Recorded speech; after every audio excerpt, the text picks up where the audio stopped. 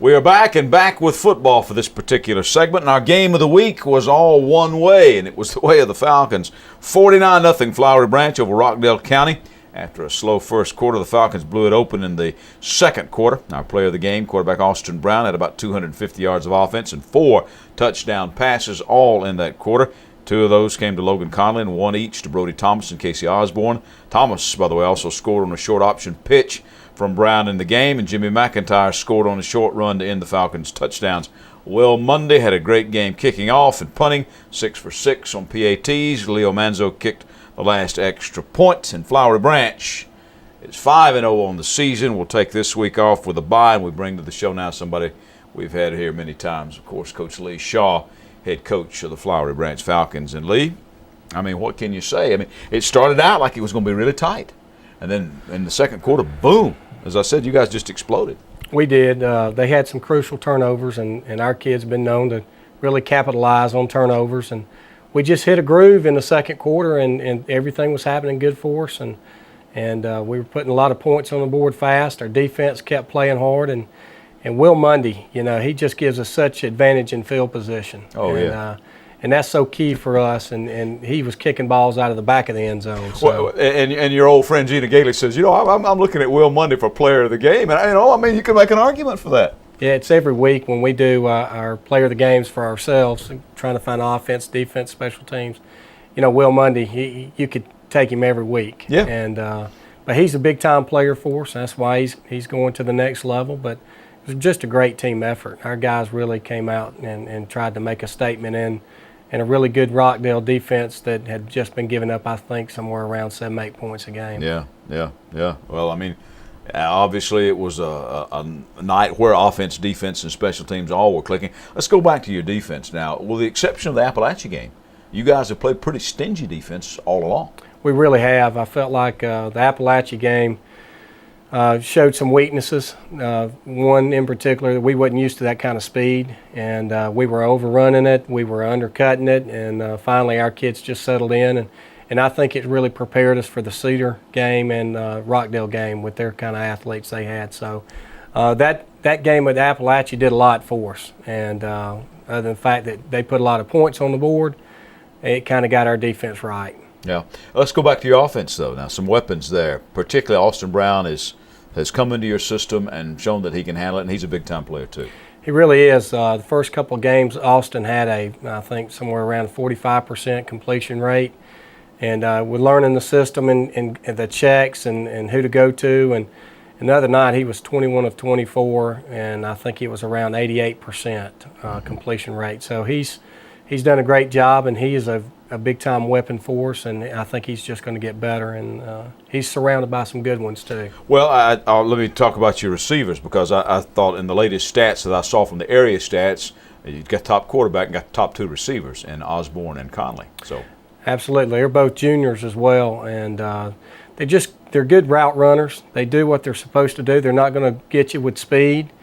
They don't have great top-end speed, but they're really quick. They block on the edge good. They run good routes. They take care of each other. And I think there's both maybe around 450 each in yardage, and very balanced in the amount of receptions they've had. So. Now, how do you regard your running game? Because you got people who can catch the ball out of the backfield. Mm-hmm. Do you use it to set things up, or is that an aspect that you're working on in and of itself, the rushing attack?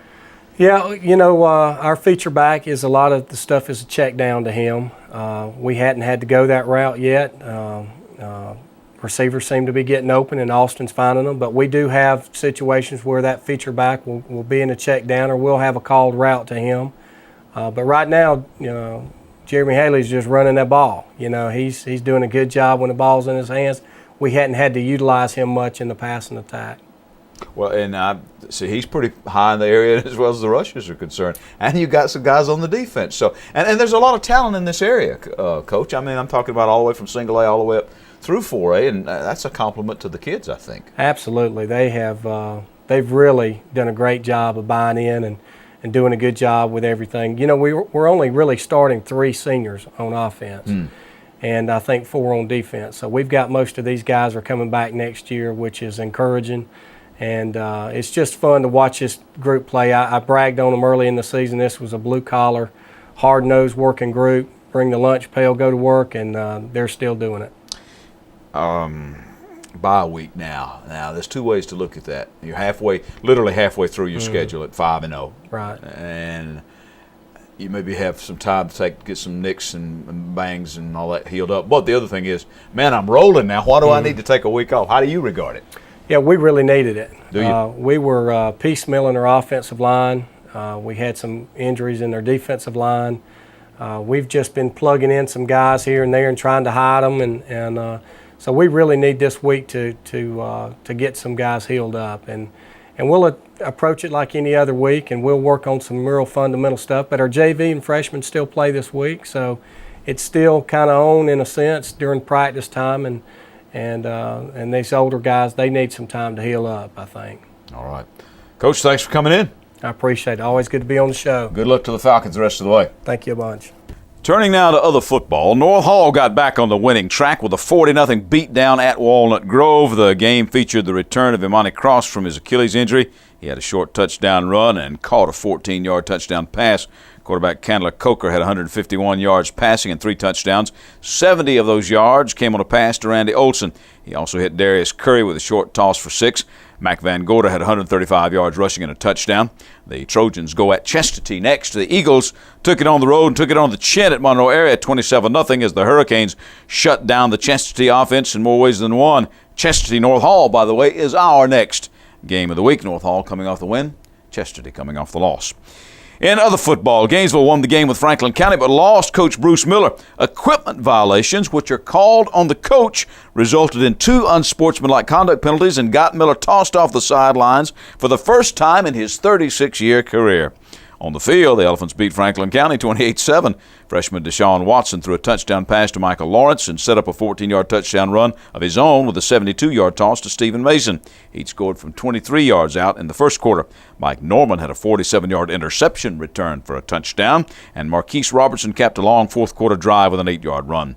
Reed Allman was 4 for 4 on extra points, while Watson had 210 yards of offense for the Elephants, who will host Johnson next. The Knights were kept winless with a 34-13 loss to Lumpkin County. Cedric Harris had 177 of Johnson's 204 yards and scored the Knights' second touchdown. Quarterback Luke Gilliland had tossed a short pass to Cody Llewellyn on 4th and goal for Johnson's first score. Lakeview's comeback fell short in a 28-19 loss to Hebron Christian. The Lions were hampered by turnovers and penalties. Lakeview's Nick Drury set up his own touchdown in the first points of the game when he intercepted a Hebron pass and then scored from the 31 2 plays later. He would also add another interception and another touchdown. He had 154 yards on the night. Quarterback Jackson Wells had a touchdown run and 84 yards of offense for the Lions, who are off until an October 8th game with River Ridge. And Riverside's young team continues to take its lumps. The latest, a 48-0 loss to George Walton. The Eagles go at Social Circle next. Athens Christian walloped the Circle 34-10. I'm back to wrap it up when Hall County Sports concludes.